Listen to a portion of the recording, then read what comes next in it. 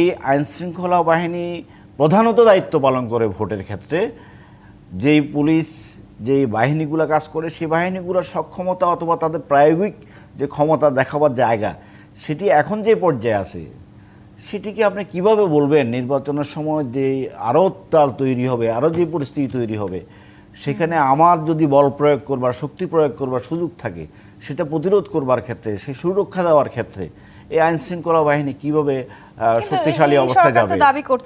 আমি সেই সংখ্যার জায়গা বলছি যে আপনি একটা ঐতিহাসিক নির্বাচন করতে চান, কিন্তু সেই নির্বাচন করবার জন্য ইতিমধ্যে প্রত্যেকটি রাজনৈতিক দল আইন শৃঙ্খলা রক্ষাকারী বাহিনীর যে ভূমিকা সে নিয়ে প্রশ্ন তুলছে এবং তাদেরকে শক্তিশালী অবস্থায় থাকবার জন্য এবং দুষ্টের দমন এবং প্রশাসনের ভূমিকা নিয়ে এবং শুধু পুলিশ না, প্রশাসনের ভূমিকা তারা আছে নাই এরকম একটা অবস্থার ভেতরে আছে। তারা যেখানে শক্তি দেখছে তার পক্ষে দাঁড়াচ্ছে। এই যদি হয় তাহলে সুষ্ঠু নির্বাচন করবার জন্য আমরা সবাই আন্তরিক, কিন্তু সুযোগ পেলে তার অপব্যবহার করবার আমার ইচ্ছে আছে।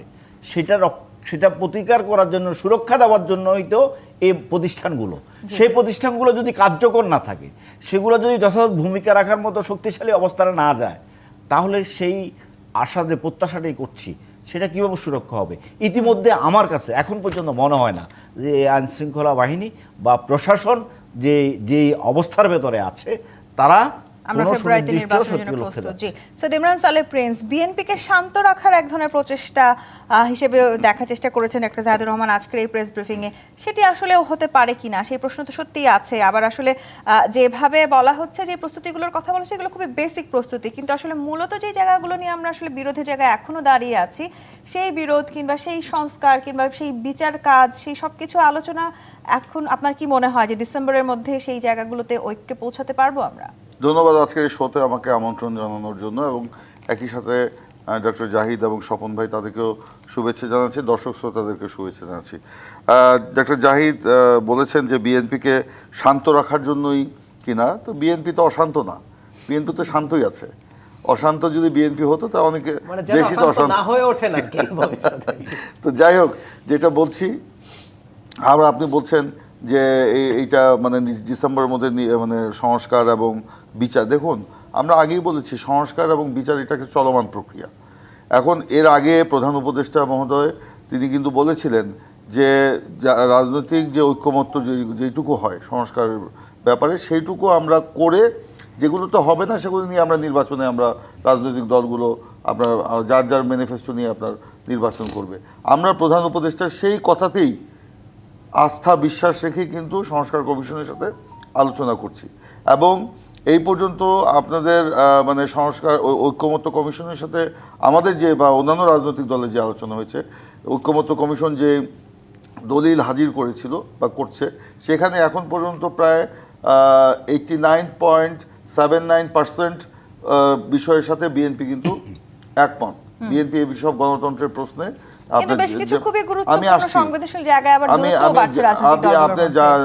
আপনার কি বলে যেটা বলছিলাম যে সেই সব প্রশ্নে কিন্তু আমরা ঐকমত্য হয়েছি, এবং সেখানে গণতন্ত্রের প্রশ্নে, জাতীয় ঐক্যের প্রশ্নে আমরা কিন্তু ছাড় দিয়েছি, এবং বিএনপি একটা বড় দল, বিএনপিকে ছাড় দেওয়ার মানসিকতা রাখতে হবে। এর অতীতেও আমরা অনেক ছাড় দিয়েছি, এখনও দিচ্ছি, হয়তো ভবিষ্যতে দেব।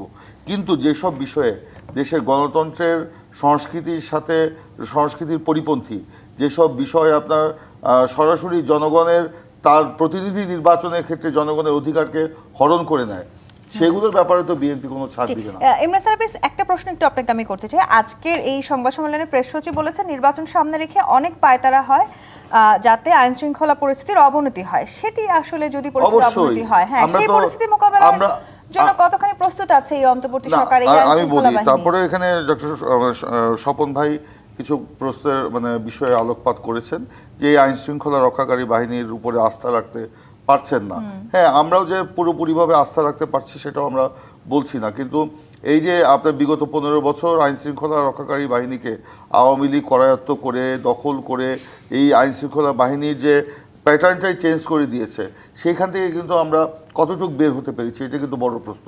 আমরা জানি যে পুলিশ সংস্কার কমিশনের একটি কমিশন গঠন করা হয়েছিল, সেখানেও কিন্তু অনেক প্রস্তাব দেওয়া হচ্ছে, আমরাও অনেক প্রস্তাব দিয়েছি, সেগুলির কি অগ্রগতি সেটাও কিন্তু আমরা ঠিক এখন জানি না। তবে হ্যাঁ, অতীতে দেখেন, ধরেন আপনার 91 সালের নির্বাচনের কথা যদি মনে করেন, 90-এর গণ অভ্যুত্থানের আগে যে পুলিশ বাহিনী ছিল, সেই অভ্যুত্থানের পরে 3 মাসের মধ্যে বিচারপতি শাহাবুদ্দিনের যে অন্তর্বর্তীকালীন সরকার, তারা কিন্তু সেই পুলিশ বাহিনীকে একটা মোটামুটি পর্যায়ে নিয়ে এসে সেই পুলিশ বাহিনীকে দিয়ে কিন্তু একটা নিরপেক্ষ নির্বাচন করেছে। আমি বলছি বলতে দেন, আপনার 2001 সালেও সেই আওয়ামী লীগের মানে সরে যাওয়ার পরে তাই হয়েছে, বা 96 সালে বিএনপি সরে যাওয়ার পরে একই জিনিস হয়েছে। তো এইভাবে তো অন্তর্বর্তীকালীন সরকারগুলো বা তত্ত্বাবধায়ক সরকারগুলো 3 মাসের মধ্যেই প্রস্তুতি নিচ্ছে। কিন্তু এই সরকার হ্যাঁ অনেকটা বেশি সময় পেয়েছে, কারণ আওয়ামী লীগ পুরো প্রশাসন যন্ত্রকে তছনছ করে গিয়েছিল। এই নির্বাচন উপযোগী প্রশাসন তৈরি করার জন্য সরকার যথেষ্ট সময় পেয়েছে, কিন্তু সেই সময়টা সরকার কতটুকু কাজে লাগিয়েছে বা লাগাতে পারলো সেটা কিন্তু একটা বড় প্রশ্ন। এখন হ্যাঁ, এখন যে মব সংস্কৃতি বা বিভিন্ন বিষয় আইন শৃঙ্খলা রক্ষাকারী বাহিনীর ভূমিকা কিন্তু প্রশ্নবিদ্ধ হচ্ছে, সেখান থেকে আমরা বলতে পারি যে সরকারকে লাগাম টেনে ধরতে হবে। এবং এখনও যে সময় আছে ডিসেম্বর পর্যন্ত, এই ডিসেম্বরের আগেই আপনার কিন্তু একটা নির্বাচন উপযোগী আইন শৃঙ্খলা রক্ষাকারী বাহিনী প্রশাসন সেটা করা যাবে। আর যদি আসলে যে মানে অভিযোগটা আসলে ডাক্তার জাহিদ করছিলেন, বিএনপিকে শান্ত রাখার এক ধরনের প্রচেষ্টা, বিএনপির সামনে অশান্ত হওয়ার কোনো সুযোগ আছে? আমরা আগেই বলেছি, আমরা আপনার লন্ডনের বৈঠকের পর নির্বাচন নিয়ে যে ধোঁয়াশা ছিল ওটা কেটে গেছে। আমরা নিশ্চিত এই কারণেই আমরা আশা করি প্রধান উপদেষ্টা তার প্রতিশ্রুতির বরখলাপ করবেন না, এবং সেখানের জন্য আমরা কিন্তু নির্বাচন নিয়ে প্রস্তুতি শুরু করে দিয়েছি।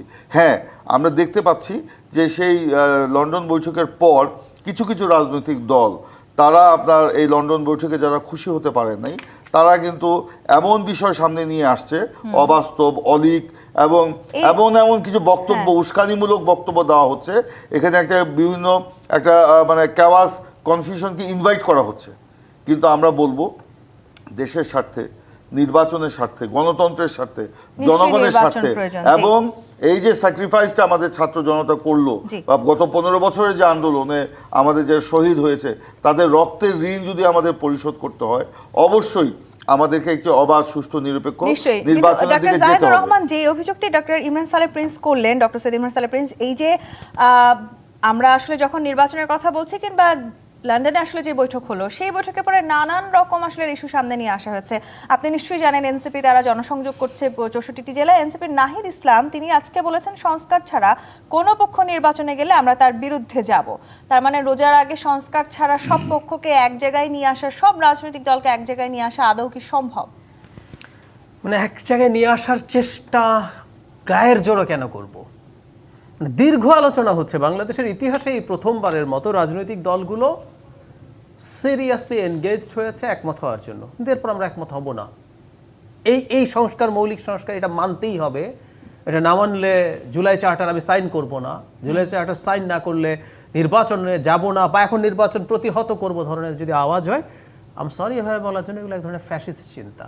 আমার চিন্তাটাকেই আমি ইম্পোজ করছি, এটা না হলে এটা করব, ঠেকিয়ে দেব। এই জিনিসগুলো ঠিক না। আমরা একটা গণতান্ত্রিক বাংলাদেশ চেয়েছি, গণতন্ত্র মানেই হচ্ছে আমি যা চাই না তাও করে। আমি একটু এখানে বিএনপির পক্ষে বলার জন্য প্রিন্স ভাই আছেন, তারপর আমি একটু ওনার সামনেই ওনাদের দিক থেকে বলি। এই যে 10 বছর প্রাইম মিনিস্টার থাকা যাবে, এর বেশি যাবে না, এতে সবচেয়ে বেশি সাফার করবেন কে? টেকনিক্যালি যদি বলি, জনাব তারেক রহমান। এখন থেকে 10 বছর বিএনপি পরপর 2 টার্ম অ্যাটলিস্ট ক্ষমতায় থাকবে, আমার হিসাব তাই বলে। তার কোনো কম্পিটিটর নাই সামনে, চ্যালেঞ্জার নাই। 10 বছর পর কি ওনার প্রধানমন্ত্রী থাকার বয়স থাকবে না? থাকবে। বিএনপি কি চেয়েছিল প্রথম? এটা চায় নাই, কিন্তু সে মেনে নিয়েছে, ছাড় দিয়েছে। আপনি খেয়াল করুন, আর্টিকেল 70-তে বিএনপি একটা পয়েন্ট যোগ করেছিল জাতীয় নিরাপত্তার সাথে সংশ্লিষ্ট। এর মধ্যে অনেক কিছু ঢুকিয়ে দেওয়া যায়, আমরা সমালোচনা করেছি। বিএনপি ওখান থেকে সরে এসছে, তারা এটাকে যুদ্ধ ঘোষণার সাথে নিয়েছে। বিএনপি বিচার বিভাগের পূর্ণাঙ্গ পৃথকীকরণ, সেক্রেটারিয়েট সহ সব মানছে। সুতরাং আমি যে কথাটা বলতে চাইছি, বিএনপিও কি তার চাওয়া মতো সব পাচ্ছে? এত বড় একটা দল, তার মানেটা হচ্ছে আমি যখন নেগোশিয়েট করতে বসি, আমি ছাড় দেব, আরেকজন ছাড় দেবে, আমরা মাঝামাঝি একটা জায়গায় থাকবো। সেই জায়গাটাতে কি আমরা আছি এখন? না, এখন যে প্রবলেম হচ্ছে এনসিপি যে ভাষায় কথা বলছেন, যে প্রস্তাবনাগুলো ঐক্যমত্য কমিশনে গেছে সবগুলো মানতে হবে, নাহলে হবে না। That's bad. এটা ডেমোক্রেসি। এই জায়গাটাতে আমি আসবো। শহীদুদ্দিন মাহমুদ স্বপন, এখানে এনসিপি, জামাত সহ বেশ কিছু রাজনৈতিক দল বলার চেষ্টা করছে যে লেভেল প্লেইং ফিল্ড আসলে এখনো তৈরি হয়নি বাংলাদেশে একটি সুষ্ঠু নির্বাচনের জন্য। আপনারাও কি আসলে তাই মনে করেন? যদি লেভেল প্লেইং ফিল্ড তৈরি না হয় সেক্ষেত্রে আমরা আগামী ফেব্রুয়ারির মধ্যে নির্বাচনের জন্য কতখানি প্রস্তুত? আমি আসবো আপনার কাছে। জিপি ইস্পাত-মিতিত রাজকাহন থেকে বিরতি নিয়ে ফিরছি, সাথেই থাকুন। আর একবার আমন্ত্রণ জিপি ইস্পাত-মিতিত রাজকাহনের শহীদুদ্দিন মাহমুদ স্বপন। প্রশ্ন রেখে বিরতিতে গিয়েছিলাম। জামায়াত, এনসিপি সহ বেশ কিছু রাজনৈতিক দল এখনো বলার চেষ্টা করছে বাংলাদেশে এখনো নির্বাচনের জন্য লেভেল প্লেইং ফিল্ড তৈরি হয়নি, কিংবা বিএনপি কিংবা আওয়ামী লীগের মতন আসলে যে পুরনো ধারায় রাজনীতি ঘুরপাক খাচ্ছে সেখান থেকেও তারা বেরিয়ে আসার চেষ্টা করছেন। এবং এনসিপি তো এটিও বলেছে তারা যদি নির্বাচনে যান 300 আসনে তারা জয়ী হবেন। তার মানে আসলে কি লেভেল প্লেইং ফিল্ড তৈরি হলো, নাকি আসলে নিজেদেরকে জয়ী করার জন্য এই ধরনের বক্তব্য? না, লেভেল প্লেইং ফিল্ড তৈরি করার বিষয়টা একটা সামগ্রিক বিষয়। আমরা সকলেই বলছি, যারা নির্বাচনে অংশগ্রহণ করতে চাই সকলেই বলতে চাইবো যে লেভেল প্লেইং ফিল্ডটা তৈরি হোক। যারা বড় দল তারাও চাইবে, যারা কম অংশীজন তারাও চাইবে। আমি এটা কথা বলি, বাংলাদেশের নির্বাচনটা কিভাবে হয়, মানে যদি ফেয়ার নির্বাচন হয় সেই নির্বাচনের প্রধান ভূমিকা থাকে ডিসি, এসপি এবং ওসি। এই দুজন একটি লেভেল প্লেইং ফিল্ড তৈরি করবার জন্য মাঠ পর্যায়ে সেটিকে সুরক্ষা দেওয়ার জন্য প্রধানত কাজ করে। আমি আপনার আগের আলোচনায় যেটি বললাম, সেই জায়গাটা তৈরি করবার ক্ষেত্রে আজকে যে প্রেস উইংয়ের যে বক্তব্য, রিশাফল করবেন, সেটা তো খুবই র্যান্ডম একটি প্রক্রিয়া। এটা র্যান্ডম প্রক্রিয়া হলো জুলাই গণ অভ্যুত্থানে প্রিন্সিপাল যেটা বললো যে আগে 3 মাসের অন্তর্বর্তী সরকার যেটা করতে পারতো এই সরকার সেটা করতে পারে না, একটা যৌক্তিকতা আছে। 15.5 বছরের শাসন কাঠামো গত 54 বছরের শাসন কাঠামোর থেকে আকাশ পাতাল পার্থক্য ছিল। এখানে এমন কোনো প্রতিষ্ঠান, এমন কোনো ব্যক্তি ছিল না যেটা দলদাসে পরিণত হয়নি। আমি আজকে প্রথম আলোতে দেখছিলাম 3:37 5 অগাস্ট যাত্রাবাড়িতে গুলি হচ্ছে, এখানে বঙ্গবন্ধু দখল হয়ে গেছে অলরেডি, তখনও গুলি হচ্ছে, তখনও মানুষ মারা হচ্ছে। কি পরিমাণ দাসে পরিণত হয়েছিল এই দেশের আইনশৃঙ্খলা বাহিনী, চিন্তা করেন আপনি। তারা জানে না যে জনতা নেমে গেছে, তারপরে মানুষ মারছে। তাহলে এই পরিস্থিতি যখন তৈরি হয় তখন এই বাহিনীগুলোকে আজকে যে বক্তব্য সেটা আমরা চাইব এটা এটা এটা যেন সত্যিকার অর্থে এই কাজটি করবার ক্ষেত্রে আমরা বারবার প্রধান উপদেষ্টাকে বারবার যখনই গিয়েছি তখনই বলেছি যে আপনার এই শক্তির জায়গা যদি সরকার না থাকে, সরকার মানে শক্তি, সরকার মানে মানুষ আস্থা রাখতে চায় যে সরকার শক্তিশালী ভূমিকা পালন করবে, তাকে সুরক্ষা দিবে, সেই কাজটি করবার ক্ষেত্রে আমরা গত 10 মাসে বহু অবহেলা দেখেছি। আমরা এটা দেখতে চাই না। সেই ক্ষেত্রে নির্বাচন তো একটা প্রধান বিষয়। সে অবহেলার জায়গাটার জন্য একদম না থাকে। আজকে যেই বক্তব্যটা দেওয়া হচ্ছে এটি কার্যকর করবার ক্ষেত্রে আগামীকাল থেকে আমরা সেটি চাই। আর যে কথা বলছেন লেভেল প্লেইং ফিল্ড দিয়ে অনন্তকাল পর্যন্ত নির্বাচন অপেক্ষা করতে হবে, বছরকে বছর অপেক্ষা করতে হবে, তা তো অবশ্যই নয়। নিশ্চয়ই আমরা সময় দিয়েছি, সময় দিতে চাচ্ছি। এর সাথে শুধু লেভেল প্লেইং ফিল্ড নয়, আমরা সংস্কারের বিষয়টাকে বাদ দিয়ে আমরা নিজের কথা ভাবি না, বিচারের কথাটাকে বাদ দিয়ে ভাবি না, এবং বড় দল হিসেবে বিএনপিও নিশ্চয়ই সেটা ভাবে না। ইতিমধ্যে ডক্টর জাহিদ বলেছে বাংলাদেশের ইতিহাসে এই প্রথম 54 বছরে বাংলাদেশের রাষ্ট্র কাঠামো, ক্ষমতার বিন্যাস, স্বৈরাচারী প্রবণতা রোধ করবার জন্য, কাজ করবার জন্য একসাথে এতগুলো রাজনৈতিক দল দিনের পর দিন সকাল থেকে সন্ধ্যা পর্যন্ত ঘন্টার পর ঘন্টা কোনো ইতিহাস নাই। একসাথে 2 ঘন্টা বৈঠক করার ইতিহাস নাই। সেখানে সকাল থেকে সন্ধ্যা পর্যন্ত কাজ করছে এবং সকলেই প্রত্যেকটা বিষয় লিখিত পড়িত পড়াশোনা করে আসি তার মতামতটা দিচ্ছেন। এবং আজকে যে মতামত দিচ্ছেন পরবর্তী সময়ে তিনি রিপেয়ার হয়ে তার দলের ভিতরে আলোচনা করে সেটা পরিবর্তিত হচ্ছে এবং উল্লেখযোগ্য অগ্রগতি আছে। আপনি কেন আশা করছেন সব বিষয়ে আমরা একমত হব? আমরা কি সব একদল নাকি? সব কথা কি একদল হব? ভিন্নতা জায়গা থাকবে, কিন্তু কথাই তো আছে যে এই সমস্ত বিষয় সকলে আমরা একমত হব।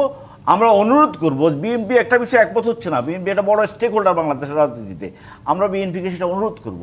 যেমন 70-79 কথা বলা হয়েছে, সেই জায়গায় যে দায়িত্বটা আসলে অন্তর্বর্তী সরকার নেবার কথা ছিল, তারাও আসলে সেই দায়িত্বটুকু নিচ্ছেন কিনা? সেই দায়িত্ব নিচ্ছে তো, অন্তর্বর্তী সরকার নিচ্ছেন, কমিশন চেষ্টা করছেন, কমিশন যেমন এনসিসি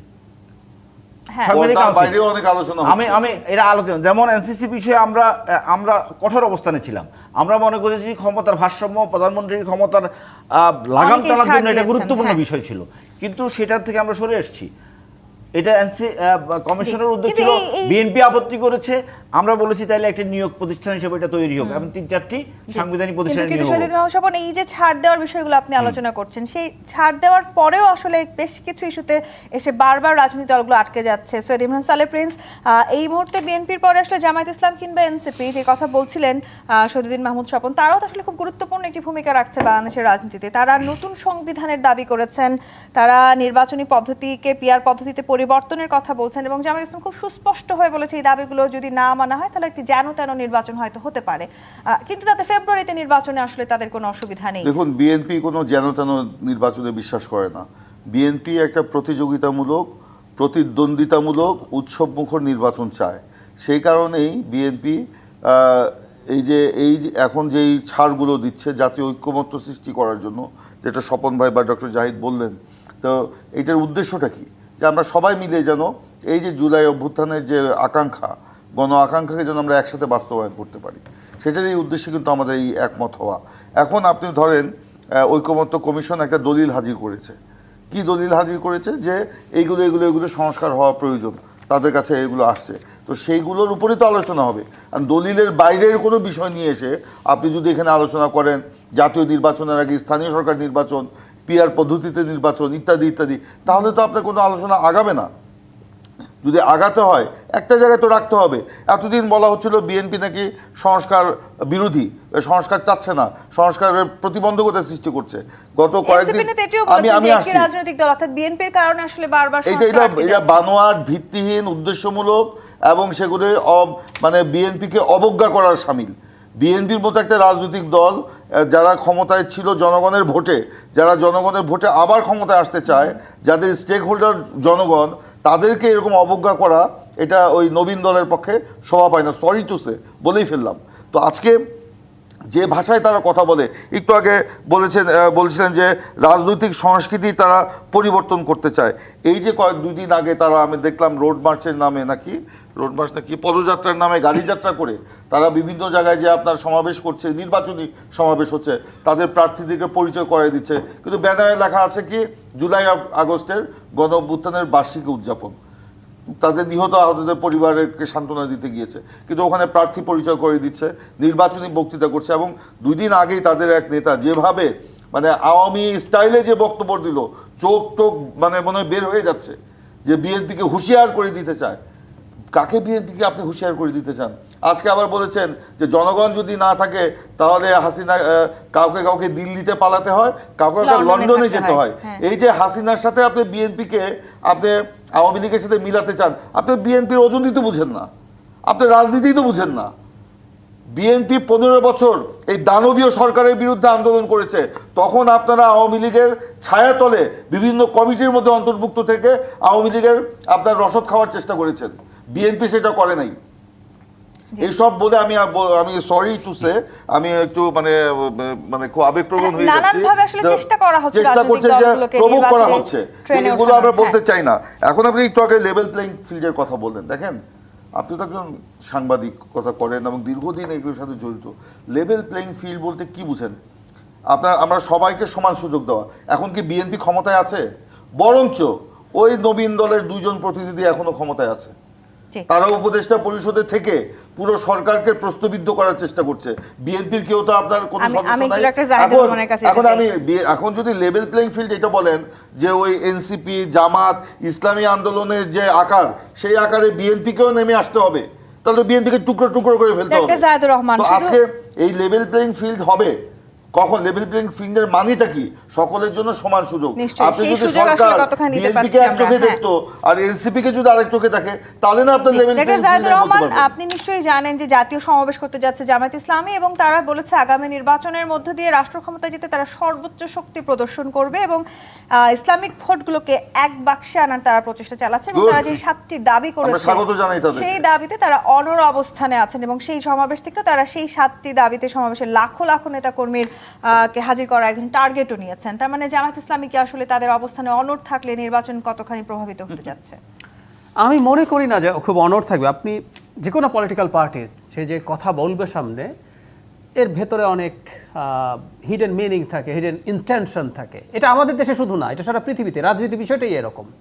এবং মানে আপনি আমেরিকা বা সারা পৃথিবীতে এখন যে ধরনের পপুলিস্ট রাজনীতির উত্থান হচ্ছে, এটা গ্লোবাল ফেনোমেনন। সুতরাং তারা এটা বলবেন। আসলে মূল চাওয়াটা, জামাতের সমস্যাটা কি হয়েছে যে একটু বলি, জামাতই প্রথমবারের মতো একটা অদ্ভুত পরিস্থিতিতে পড়েছে।